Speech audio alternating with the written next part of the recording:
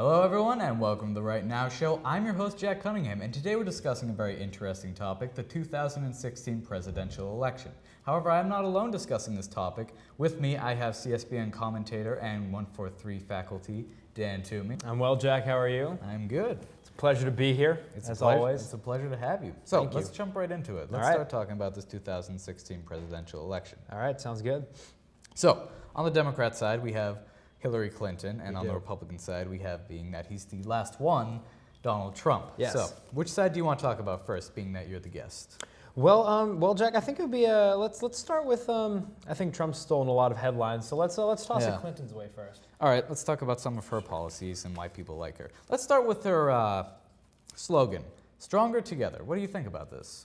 Well, I think in terms of politics, I think it's a great slogan. You want to see somebody who unifies the country, especially when we've been so split as of recent. I do think a lot of Bernie supporters might be upset to hear that, given that they feel more unified under their candidate, Yeah, I think it works for her. It works how she seems to be pulling a lot of people together with women and like all these different areas. She's also a Democrat, so she is a big supporter of minority groups and such. Yep. So yeah, I definitely think it's a strong slogan for her.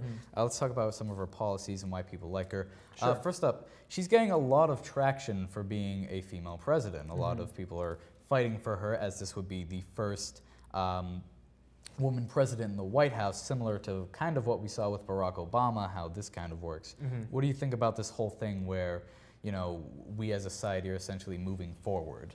Well, I think it's just, you've seen it with the millennial generation over the past few years, even with the legalization of gay marriage. I think having a female president, having a black president, I think really at this point, and just from talking to young adults such as myself who will be voting in the next election, personally, for me, it doesn't feel like that big of a deal to have strictly the first female president. I think people have finally gotten over that gap, and instead of saying we need the first female president, it's rather we just want a solid president. Whether or not the right person for that job is a female, really, I think is relatively insignificant for at least young voters. Yes, I do think the younger generations have a lot more tolerance for people. Yeah. They've grown up with this, so it just seems like a common thing for them, for everyone to be accepted.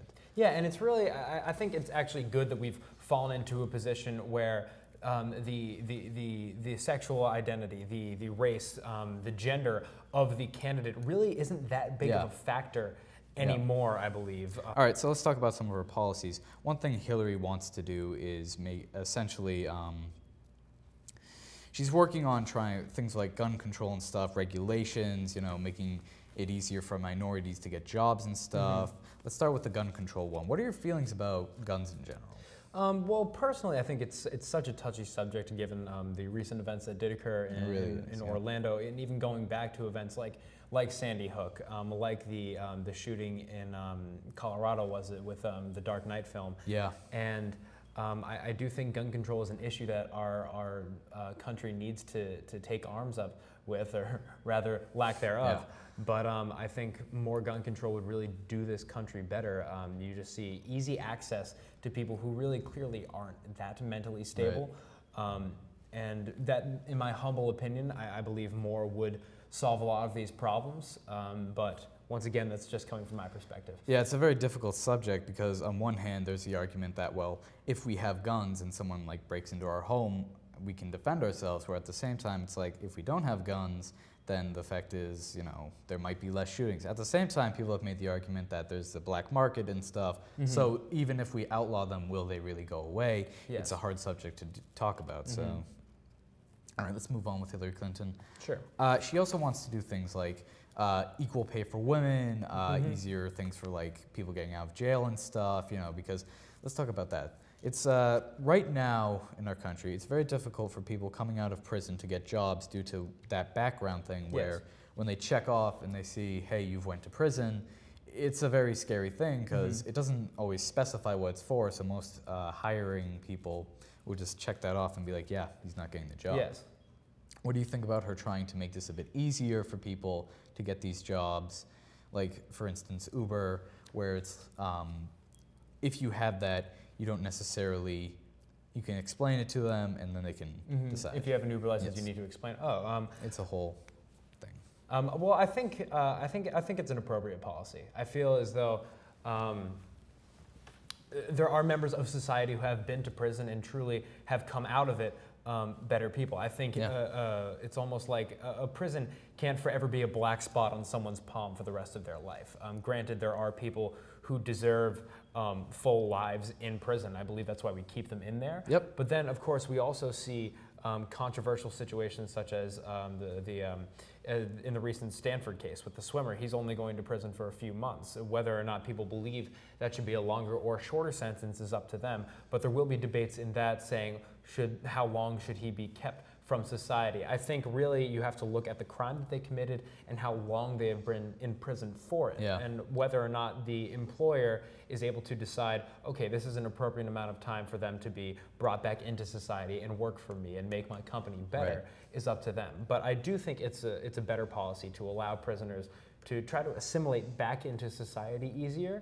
I don't believe if you have committed a crime, I don't necessarily believe in some cases, not in all, that defines you for the rest of your life. Right, just because you committed the crime, it doesn't necessarily mean you're a bad person. There are a lot of people who have gone to jail for drug offenses and stuff. Indeed. And I think we have, as a society, just when we hear, oh, you went to prison, we always think the worst, and it's not, it's this condemnment, it's this judgment before actually getting all the facts, you know? Indeed, yeah, I completely agree. Yep. All right, we'll move on from that. Let's look at some of the negatives of Hillary Clinton.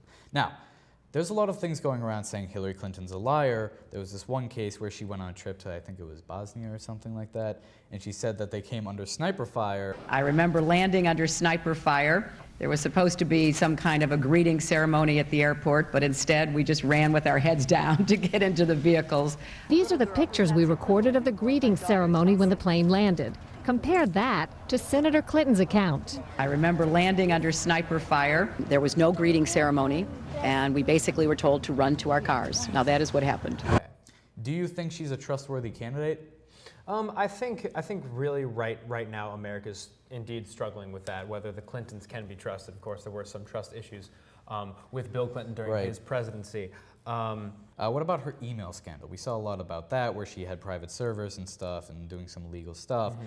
This has been swept under the rug. However, when certain politicians attack her, these are certain things they bring up, saying, hey, can she be trusted if this kind of stuff is being presented?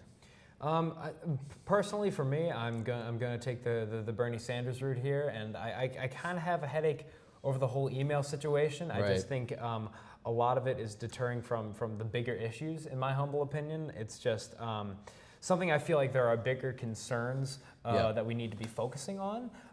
I do, however, recognize that it's not necessarily the greatest thing to see in a candidate. It certainly does make her look more untrustworthy, but really, I mean, when we're looking at big issues like college tuition, for me, college tuition, like ISIS, anything that is a big headline is being stolen by an email scandal. Yeah.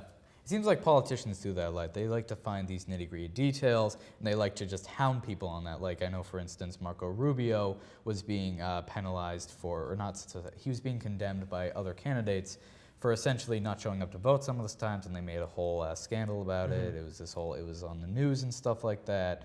So these kind of things happen a lot with politicians where, you know, like take Donald Trump with small hands. When he had competitors. Exactly. It's just irrelevant, superfluous information that's drawing the voters away from the issues that really matter. And we're falling into a reality TV show here. If we keep talking about small hands, if we keep talking about like anything, Marco Rubio drinking out of a small water bottle during a speech, it's just irrelevant and superfluous, in my opinion. It feels less like a debate and more like a playground yelling match. Exactly. You know? Exactly. Let's take a look at Bernie just for a sec. I know he's not running now. However, he does refuse to give up. He says he can still try at least, and he did have some noteworthy ideas. Let's talk about those, such as his biggest one was college tuition being free. He got a lot of youth voters involved. A lot of people supported him that way because, you know, one of the major arguments was, well, if Europe can have free college tuition, why can't America? So And also some of these things include, like, it wouldn't include private colleges and stuff, but it would include state schools, which could definitely be a good thing because people who can't really afford those big colleges could go to a good education for free. And there's a bunch of other things you can do, like loopholes, transferring stuff and stuff like that to get into better colleges. So there's this whole thing that could have gone down. However, I don't know if that will be going on right now, if Hillary will adopt that and focus her attention towards that. What are your thoughts on the whole free college tuition? Well, it sounds nice to me, but I think really when you look at the run of Bernie Sanders, a lot of it is for younger voters such as me, for millennials, early 20s. It sounds amazing. It sounds great, but I don't know. I think with policies such as those belonging to Bernie Sanders, you want to see it happen. If you're that kind of voter, I just don't know how it would or how it could possibly ever fall through, especially given the Congress that we have now. A heavily Republican Congress is never going to let those kind of policies pass. Exactly. Well, the question then becomes, who's paying for that? Is it the taxpayers' money? And if you're not sending your kid to one of those colleges, why are you even paying that kind of tuition? Exactly. You know? So. I think you can kind of see Clinton bouncing off of the other end of the spectrum from the Sanders campaign. It's a step towards that direction, but not a complete leap. And I think it's appropriate given how nice Bernie's sounds, but how unrealistic it all seems. It almost feels like a cross between socialism and democracy in a way that kind of benefits everyone. It almost sounds too good to be true, and that might be the case with it, is the thing. All right, final thing about Hillary Clinton. Yes. The Affirmative Care Act, also known as Obamacare, is one of the only things that really got passed during Barack Obama's presidency. Yes. If this continues, first up, will it be called Clinton Care, and do you think she will keep this going? I don't think it'll be called Clinton Care. I think the man who starts it gets to keep the name, Obamacare, in my humble opinion. But well, a lot of people in the country have almost an issue with welfare because it's almost like free money kind of thing. Yeah, and that's really where we started seeing the neoconservatist movement come out in the 1980s. A lot of if they're not going to work for it, why should we give it to them? Exactly. However, I find there are many arguments available for that kind of point. It's this huge issue where there are a bunch of people who need it, but at the same time, it's a system that can be abused, and people will do things like try and get free money out of it without actually doing work. That's true, and I think really America has to come to that decision as to whether or not we're gonna side with it. Right, exactly. All right, that's enough about Hillary Clinton. Let's move on to the Republican side, Mr. Donald Trump. Okay. First up, before we get in, what are your initial thoughts? Initially on Donald Trump, I think. Personally, I think America needs to give Trump supporters a bit of a break. And what I mean by that is, as I said earlier, we as an American society have become more divided, more polarized than we've ever been, save the Civil War.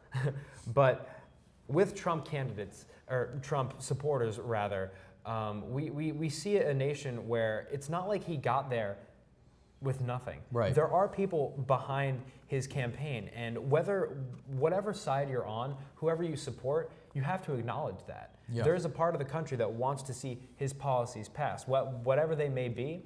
And I think sometimes it becomes easy, and depending whatever region you are, whatever region you're in, whatever friend group you surround yourself with, it becomes easy to completely refuse to acknowledge any Trump supporter. Right. But that's really just digging ourselves in a deeper hole as American society. I mean, you have to realize that there is a support group for him, and American politics is based off of, if you look back to the Constitution, it's based off of discussion with one another and finding a healthy middle ground. And although people's policies may not align with Trump's, as a nation, you're not always going to get entirely what you want as a voter. And I think sometimes you have to kind of be willing to discuss and be willing to hold meetings with people who have opposing viewpoints of yourself.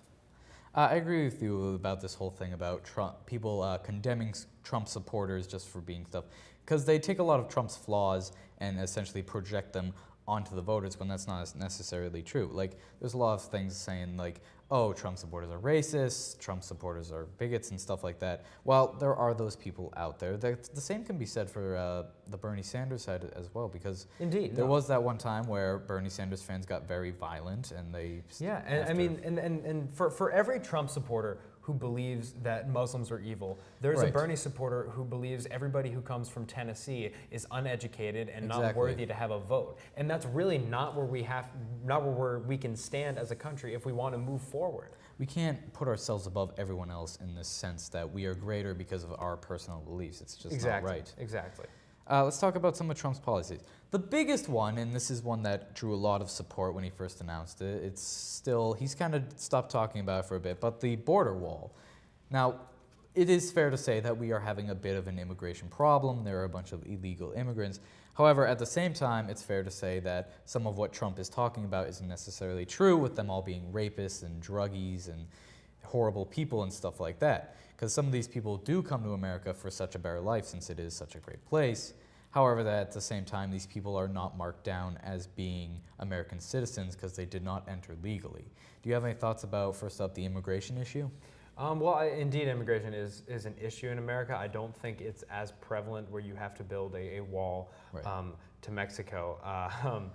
But I don't find myself here agreeing with Trump's policies in terms of immigration. I think it's a little frantic, if you ask me personally. But once again, it speaks to a certain body of people who are, I mean, you look at people in Detroit who are losing their jobs in factories, or Yeah. people in the South who are losing jobs due to the recession, still feeling the effects of the recession in 2008 that was caused by this big establishment government. And Yep. Trump, with Mexico and building a wall, provides a finger for them to point at. And it's easy for them to look at that and say, okay, this is who I can blame for this now. And so that's where I can start to see the support for a wall drumming up Right. Initially. Personally, I don't agree with it. I think there are other ways to solve the immigration problem. But once again, Yeah. I think we as America's always had an issue with immigration, even from the very start. It's been things like the Chinese, Europeans, just anyway. There was actually past what was it? It was in the 1900s where we had a Mexican immigration problem, just like now. We didn't build a wall, of course, but this was an issue. So it's fair to say that America's always been somewhat against the idea of immigration, and that's not necessarily something you can always blame people for. It's a very proud country. We are a proud people, and we all want the best for what's our family and stuff like that. And there is a bit of fear with things like Muslim immigrants and Mexican immigrants. For one, Muslim immigrants, because you don't know who's a terrorist. Now, not all Islamic people are terrorists. Not at all. That's obvious, So, but this whole thing, it's like the saying, a few bad apples spoil the bunch, because almost 99%, maybe 95% of the entire Islamic faith are not terrorists. There are countries most assuredly, yes, everywhere with Islamic people, and they're all just normal people like you or I, just different beliefs. However, this whole hate speech, just because a few people cause some horrible acts, it causes a lot of fear. So it's easy to see where this fear comes from and why we don't want immigration. But at the same time, how are we going to regulate that? So it's a touchy subject, but it is. we'll do it. All right, so Trump is a very wealthy individual. This has given him a lot of support with people. They sort of idolize him for how much he's done. Like, when you see someone's name on the side of a building, that usually it represents a feeling of success. It's something to strive to. And I think a lot of people believe that with Trump as our president, the whole country could strive to this same success. What do you think about this whole thing with the Trump brand and name? Well, I think it's become a guise. I mean, you see things like Trump University that guarantee people this great education. That fell through. Yep. I think really the business mentality of Donald Trump has led to a lot of his support. Yep. People see a successful businessman in him rather than a politician. And really, I mean, it's a circle that keeps going back to the same point where he is anti-establishment. He's not a politician. He's a businessman. Yep. And he admits that. And in 2016, that's what a lot of voters like to see, is somebody who's not a politician, who they don't feel is going to lie to them, like Hillary Clinton.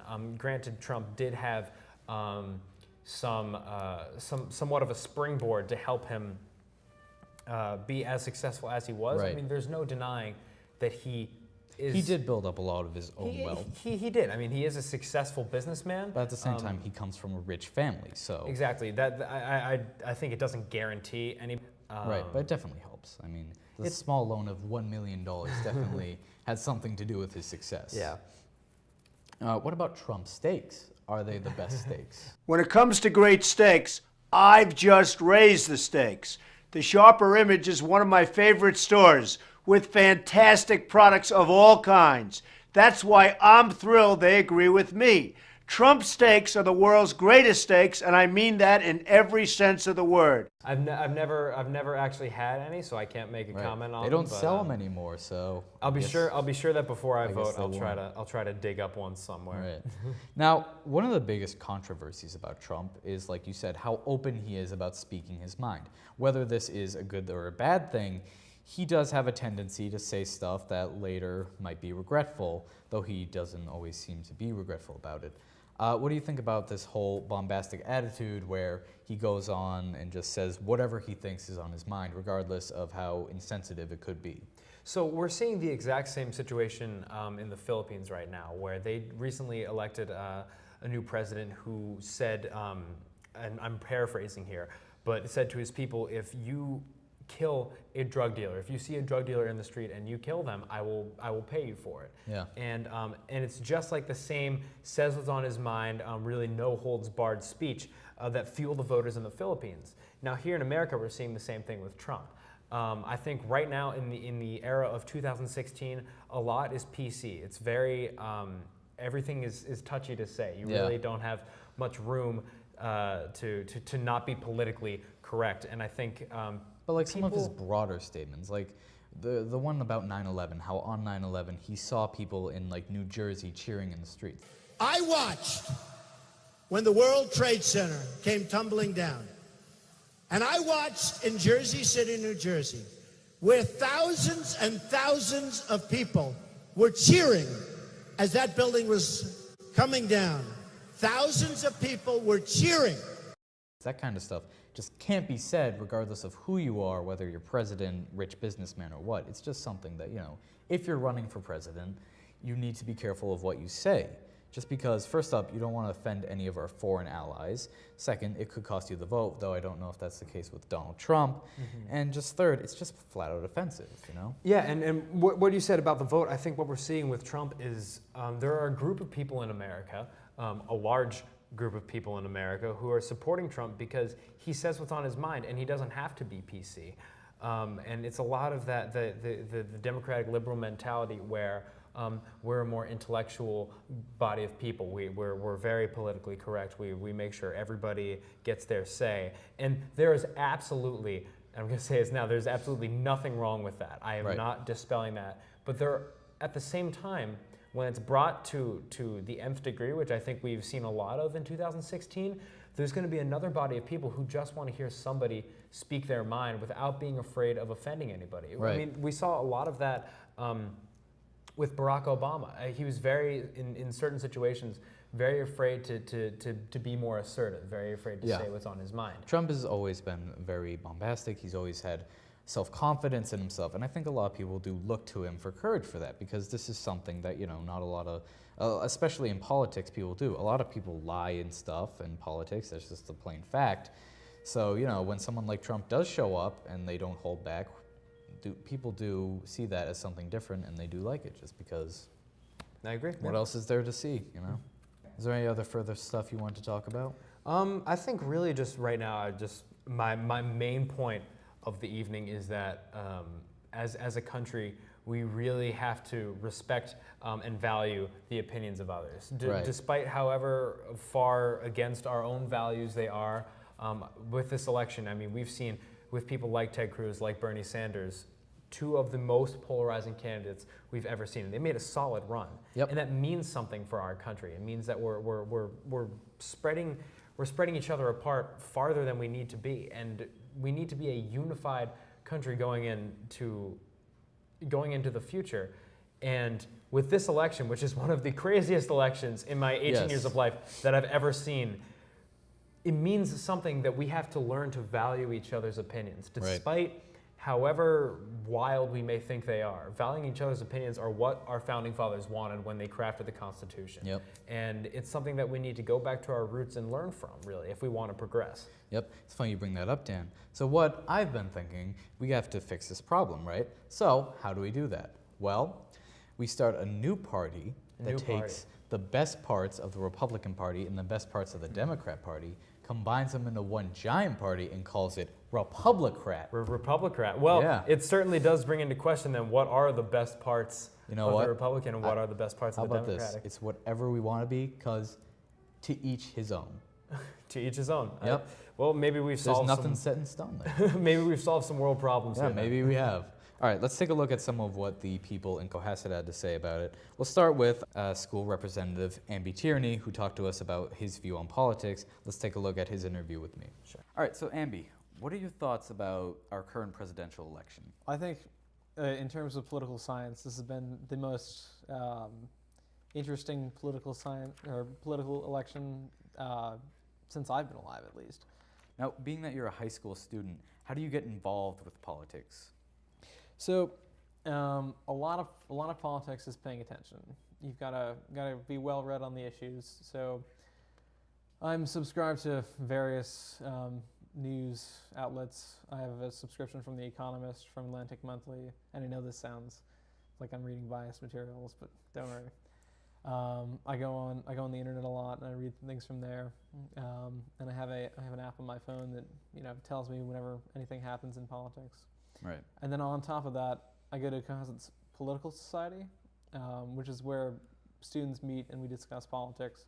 And I'm currently the club head, sort of, de Right. facto. Yeah. Yeah. Recently, at the high school, you helped conduct a poll for who would the students vote for president. What were the results of said poll?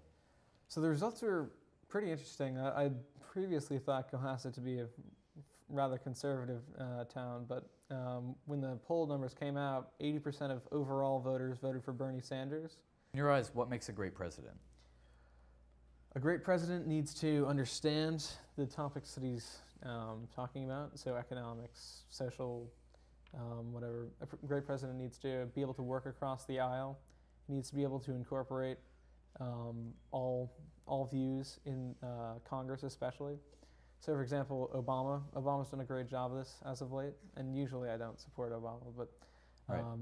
he's nominated Merrick Garland, a Republican, for the Supreme Court, despite the fact that he's a Democrat and doesn't always agree with Merrick Garland. So I think that's a great quality that he can work across the aisle. I think that a president needs to display like a show of strength to the world, so that, like, among international affairs, America seems strong. All right. Based on some of your opinions, would you fall under the Republican Party? I usually fall into the Republican Party. Yeah. I don't feel like I agree with Donald Trump as much All right. anymore. But here's a question for you. Me being having the interest in politics that I do, I've decided to remedy this issue of division between the two parties and form them into one main party known as Republicrat. I currently have no sign-ups.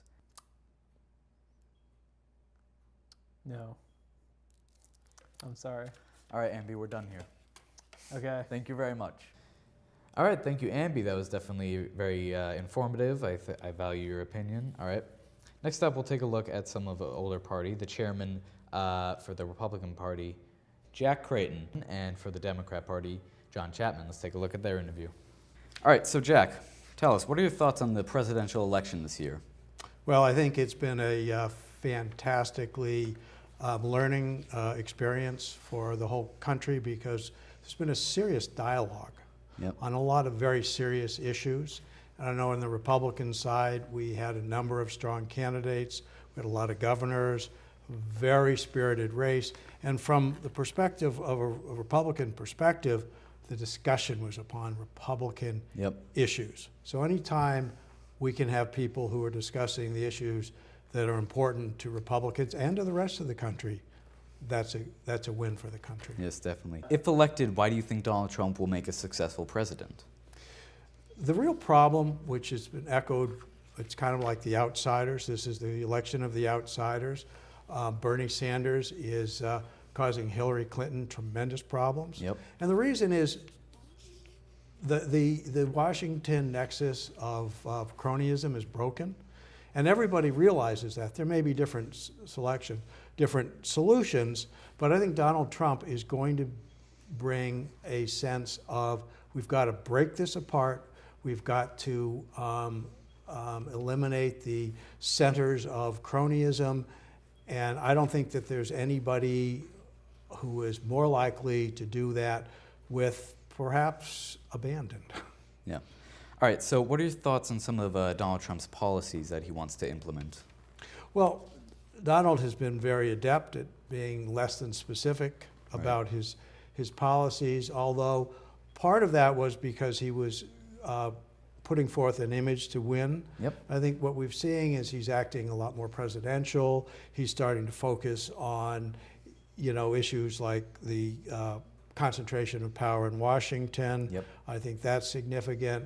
I think he's recognizing that the budget situation, we are spending our great-grandchildren's money to provide benefits today. Right. That is unsustainable. So I think he recognizes that. So I think that's very positive. Yep. Do you think that these changes will help make the country stronger, and how so? Well, I think the problem with the country is that the vitality of America is being strangulated by the regulatory apparatus in Washington, by the number of crony capitalism, and they may be a major corporation that gets huge money from government contracts. It may be nonprofit organizations which are getting money administrating social welfare programs.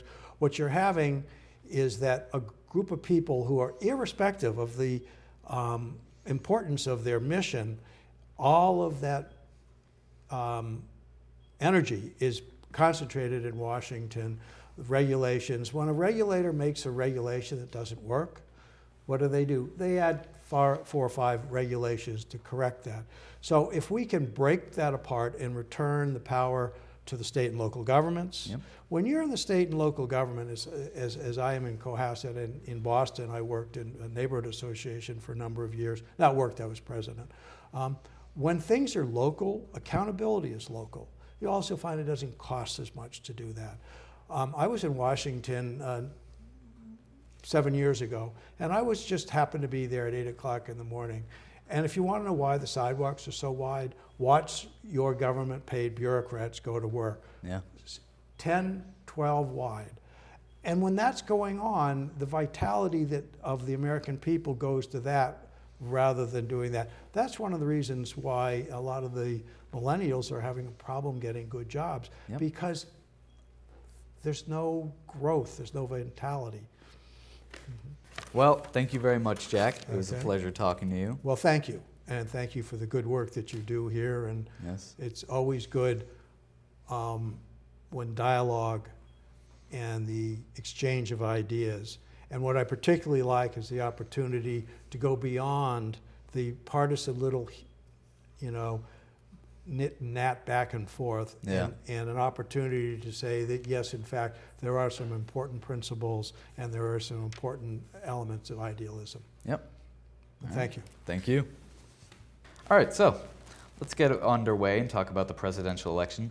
What are your thoughts on the presidential election this year? It's been an interesting one so has. far. Yes. I think it's going to be a lot more interesting as we been go very forward. interesting. Unconventional in a number of respects. I think really indicative of the mood of the country, which caught a lot of people by surprise. Yep, definitely. Let's talk about Hillary. If Hillary is elected, do you think she'll make a successful candidate? If she's elected, I think she is a successful candidate. Well, I mean, not candidate. I think she'll, yeah, I know what you meant. Yeah. She'll be a successful president, as good a chance as anybody can be, and certainly a better chance than what I think the probability would be with her opponent. So if say Hillary implements any of Bernie's policies, do you think they'll be effective? Yes, but I don't expect that she would implement his policies Right. per se. I think she'll bring her more nuanced view, shall we say, Yes. to developing policy approaches to those problems. Right. Whether they will be sufficient is hard to say because the problems are so deeply rooted right now. Yep. They're systemic. They're not just a business cycle. They're very deeply rooted problems in our political structures as well as our economic structures. Definitely. In your eyes, what makes a great president? Well, the greatest presidents have been fortunate or unfortunate to live through very rough times. Yeah. So massive crisis challenge has really made or brought out the best in our presidents. But there were people who basically could put their own ambitions, their party's ambitions, sort of aside and Yep. really make big, bold moves for the country. And again, that's why, going back to Bernie, you worry about big, bold moves, but the big, bold moves have made some of our greatest presidents. Yep. Speaking of issues in our country, what are some of the biggest issues in our country that you think need to change? The one I mentioned at the outset that Bernie's been addressing Yep. is certainly one of them.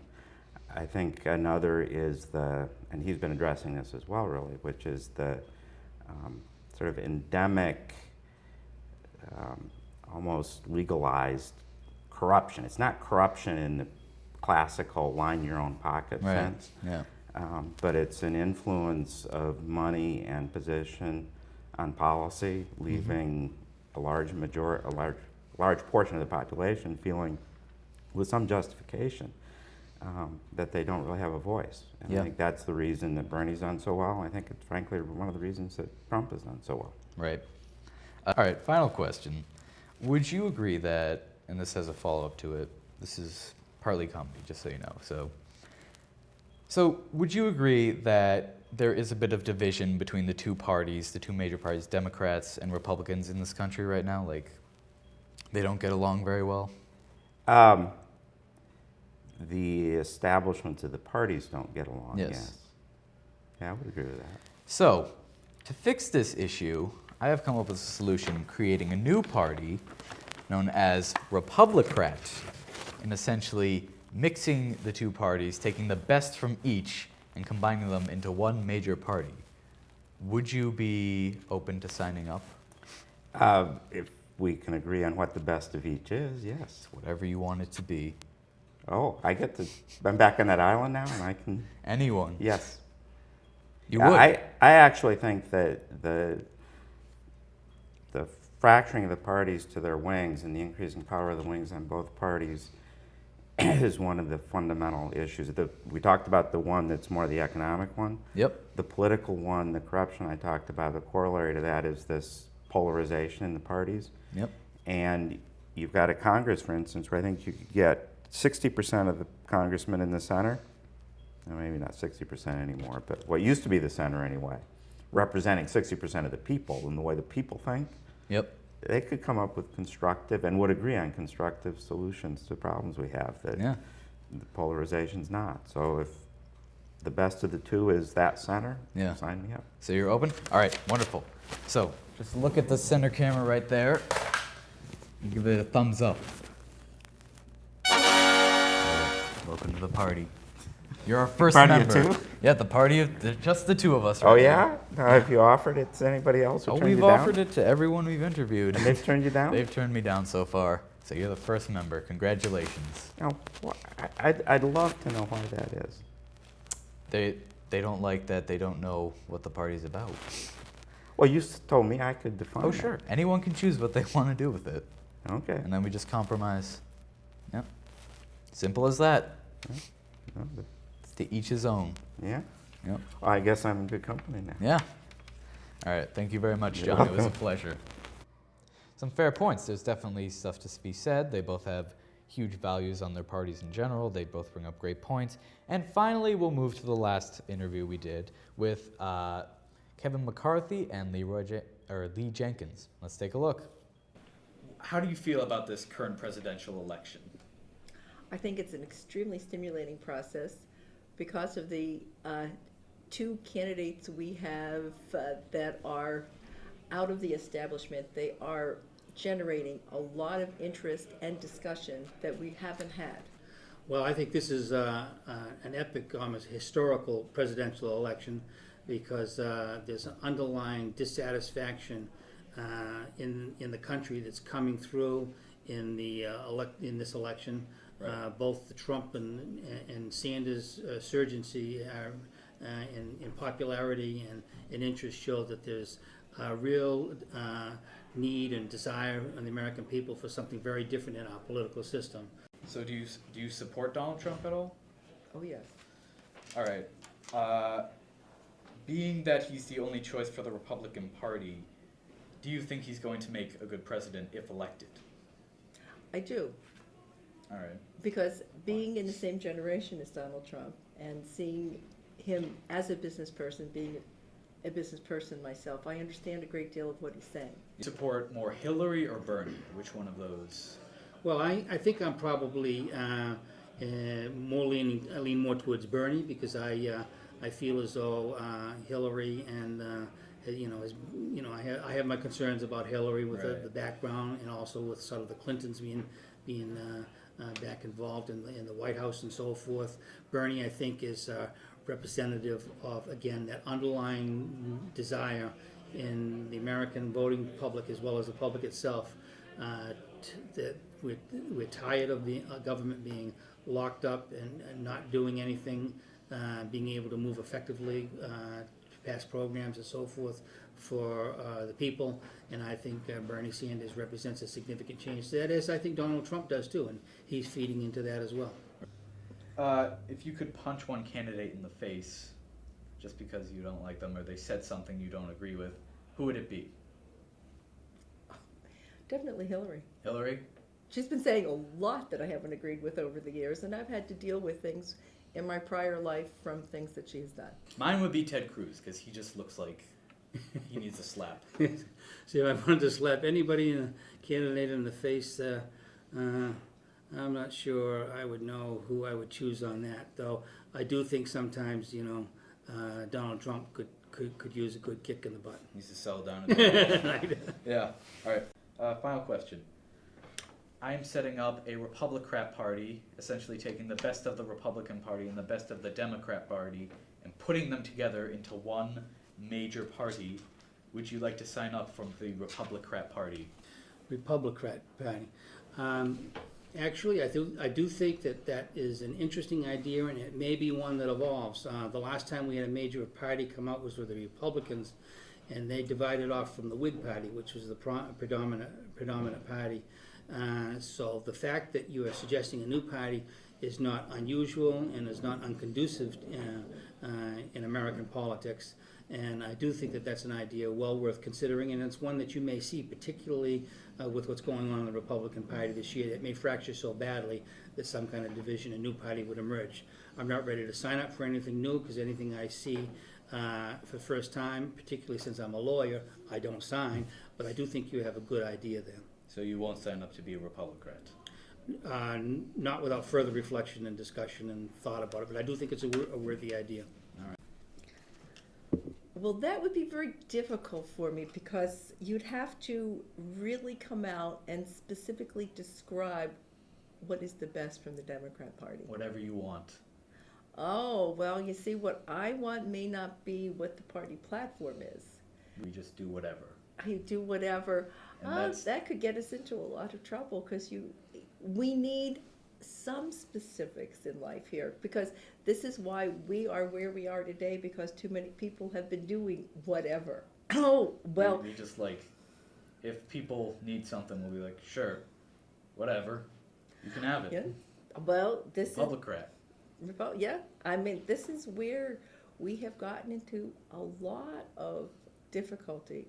Because I started working right after Lyndon Johnson came out with The Great Society, and I ended up, unfortunately, working in welfare. And it was, hey, whatever. Gee, you're 13 years old and you don't agree with your mother. Hey, whatever, get pregnant. We'll give you a house. We'll give you everything. So, unfortunately, I can't do the whatever. All right, I'll just put you down as a maybe. Well, Lee, that was certainly a very interesting opinion. Thank you very much. In any case, we hope we helped you decide who you're going to vote for the next presidential election. We at the Right Now Show wish you a farewell and thank you for watching.